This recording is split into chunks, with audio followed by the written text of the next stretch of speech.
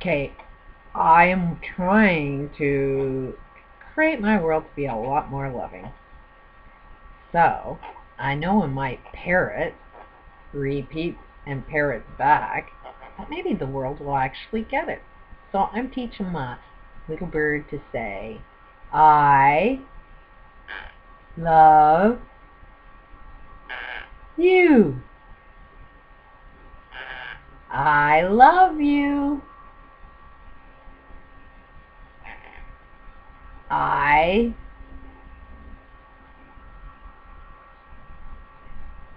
He's like camera shy because normally he doesn't do too bad. I love you. He's like, world ain't ready for this. You just ain't ready for this yet. I love you.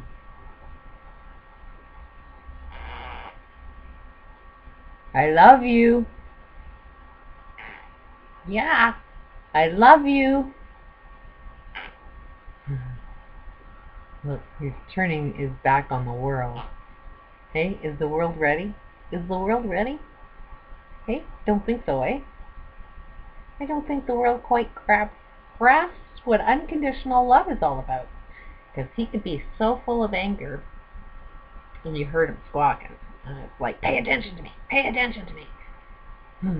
Like, I'll love you when you pay attention to me. I'll love you when you can hear what I'm trying to say. And I know you just are. He loves kisses. Can you hear that?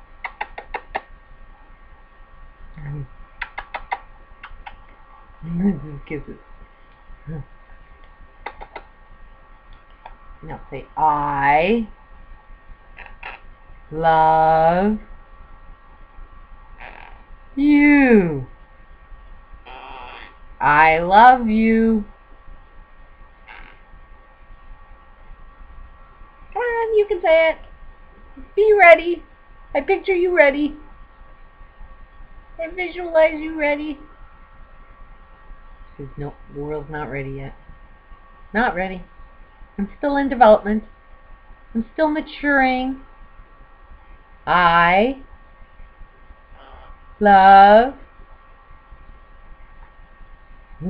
you. I love you. I love you. I love you. He's a little bit unsettled these last few days, and I'm pretty sure it's the energy around. We're seeing birds are a lot more sensitive to what's going on in the outside world. They'll let us know when something's wrong. And he definitely has been a lot more hyper. Really, really friggin' loud. Yes, you are. But he calms right down when you give him some love. And we never ever would think that it feels good underneath his wings, but he tends to love that. He loves that. Birds, I never ever would have thought love being touched. He's the only way that he will let me touch him is if he touches me first. You know, and if I have the love inside me, if I'm calm, it's like I really, really have to have that calm and peace inside me before he lets me touch him.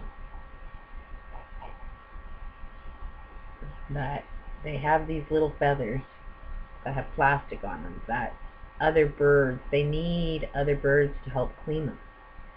So that's what he's doing to me, is trying to clean me, groom me, and only when he feels comfortable will he let me.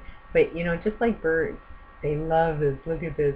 He loves being rubbed underneath his neck. Sometimes he just opens up his mouth, but he loves having the sides of his cheek rubbed. And they're just so much like real other animals, and yet you'd think that they think birds don't like that connection with human beings, but they actually do. because that's the only time he was quiet. If you listen to my other video, he's squawking like crazy. He had something to say, and it was, "Don't leave me alone, I need public attention." So, and then as soon as I give him attention, he quietens down. "Yeah, I heard ya. I was listening to you. I got you in the room. Yeah. And as long as I'm talking to you, you'll be quiet. But if I talk about stuff I want to talk about, that's your money. You're going to start getting loud again because you need the attention. You're missing some loving. I love you. I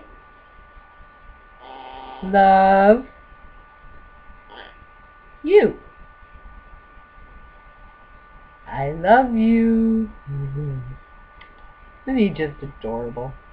And I owe this to my daughter. This is my daughter's bird. Yeah.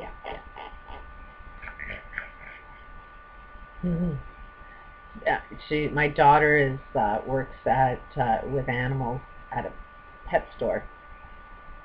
So, and she has this addiction to animals and always comes home with one. Last night she came home with another sick little snake. So now we've got 2 snakes, and I don't do well with snakes. But they really calm her down for some odd reason. And so we share the apartment, so her apartment is filled with her little zoo. She has 2 rats who just had babies. That I think 8 babies, which she's going to have a hard time because the only reason she got the rats is to help feed the snakes. So, and she's getting really, really attached to these little babies. So it's really, really going to be hard for her to feed the snake, these little babies. And what else? She's got Bird, the cat, 2 snakes, and 2 lizards. And the lizards also eat these baby rats. So we've got quite the little zoo going on. But they're all my daughter. And every time she comes home, she's like, "I know I've got an addiction. I know I need to go to an anonymous animal group of some kind." But she really is into animals. And hopefully she'll be getting a job working with horses, because that's what she really, really loves, is working with horses. Yeah. They're big, powerful animals that scare the shit out of me, but I know horses are healing. You will overcome your personal fears, the internal fears, if you can see how to be at one with the horse.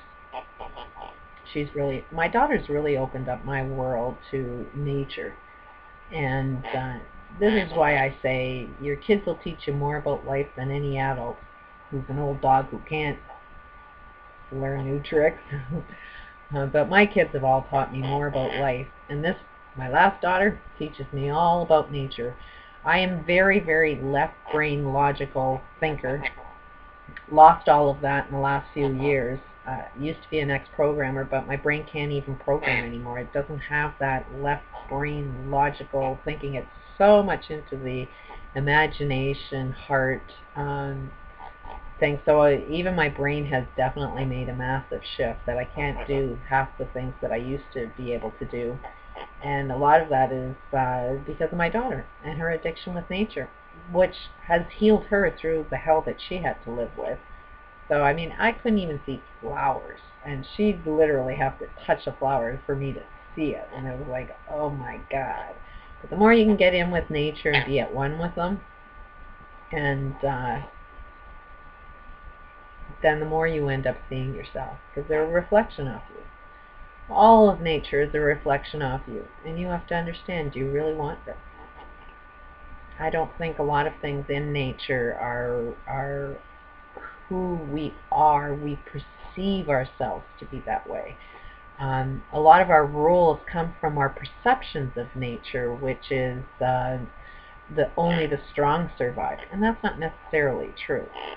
We've only seen images of only the strong survive, but there is a lot of examples in nature, if you can see it, that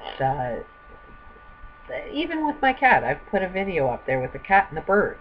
The cat is definitely stronger than the bird, but the cat doesn't want to destroy the bird. the cat would do something to protect the bird, and they're in process of learning their boundaries. Um, but the cat is like on top of the snake cage and just wants to be friends with all the snakes, not realizing that the snakes could probably eat the cat if they ever got near it. And the cat is on top of the rat cage all the time, wanting to be friends with all of them, but they're really, really scared still. But it is more, as soon as the bigger one starts knowing its strength, and a snake I don't think will ever, like, it's really, really hard for a snake to, I haven't seen that yet, but I mean, when it's hungry, it doesn't go after my daughter, which it very much can. So there's probably more to snakes that we don't realize, which is probably what's really, really scary about a snake, is because we can't be at one with snakes. We can't figure out how they think, how they perceive their world, how they can relate with everybody. But I think all of nature has to be respected. We have to give them what it is that they need to survive, and then they will give us what we need to survive. Because birds, for one, will tell us the first sign of something wrong, and with all of these bird kills, might be a sign to look at what's wrong. So, isn't he cute? He's just so freaking adorable. I love you. Peace out.